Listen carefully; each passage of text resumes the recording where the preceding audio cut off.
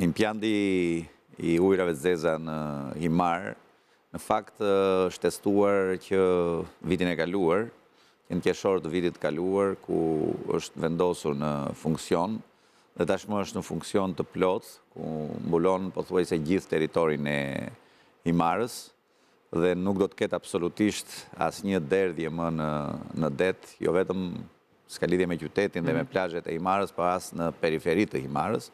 Kështu që gjithë zona është pjesë e rrjetit të këtij impianti. Do thoshja që është një investim I madh, por është investimi ose ndër investimet më të rëndësishme që janë kryer vitet e fundit në këtë bashki bashkë me investimet tjera padyshim që qeveria shqiptare ka po kryer ose ka realizuar në bashkinë e Himarës. Është investimi me fondin pra është investimi I qeverisë, është KFV-ja e involvuar në këtë fond. Sikurse ju thash, financim drejt për drejt I qeverisë. Absolutisht, po. Kush do ta menaxhoj? Sikurse është në periudhë prove, le ta quajmë periudhën e garancisë, ku është kompania që ka ndërtuar, është përgjegjëse për ta menaxhuar dhe administruar deri në fund të këtij viti, pra deri në muajin nëntor të 2026-s, më pas I kalon bashkisë për ta menaxhuar dhe padyshim më pas nga bashkia do t'i kaloj akumit ndërmarrjes ose kompanisë SHAS që është krijuar për ujësjellës kanalizimet.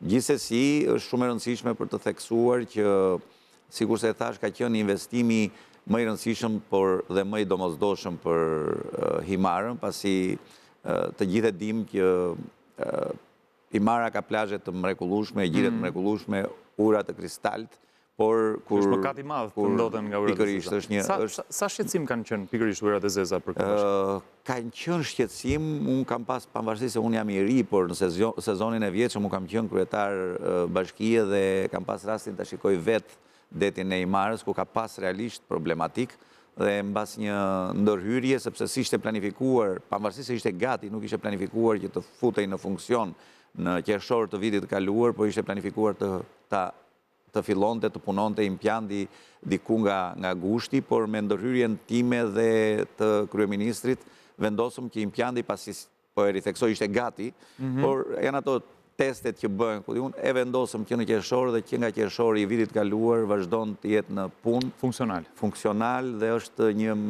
realisht një mrekulli për Himarën. Dhe thatë që do të mbuloj komplet zonën e Bregdetit Himarës. Gjithë qytetin, zonën e Bregdetit, qytetit të Himarës. Ndërkohë, impiantet të ngjashme, por më të vogla në kapacitet janë ndërtuar tashmë në fshatin Gjilek, që mbulon pjesën e Palasës dhe Drimadhesin. Është planifikuar të ndërtohet në Dhërmi. Me fondet e veta Bashkia e Himarës për këtë vit ka miratuar, me miratimin e buxhetit ka miratuar fond për ndërtimin e impiantit Qeparojit dhe po planifikohet gjithashtu nga akumi për të ndërtuar impiantin e Borshit. Pra, pjesa dërmuese e plazheve të Bashkisë të Himarës do të